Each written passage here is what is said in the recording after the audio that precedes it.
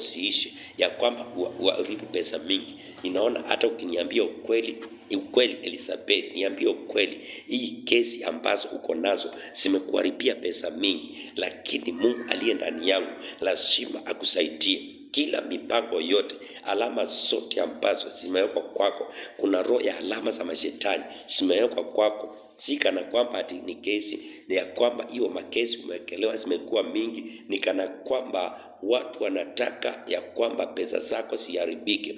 Watu wanataka pesa zako ziende bure. Watu wanataka pesa zako, yaani utajiri wako, shetani anataka kuupokonya kupitia maadui zako.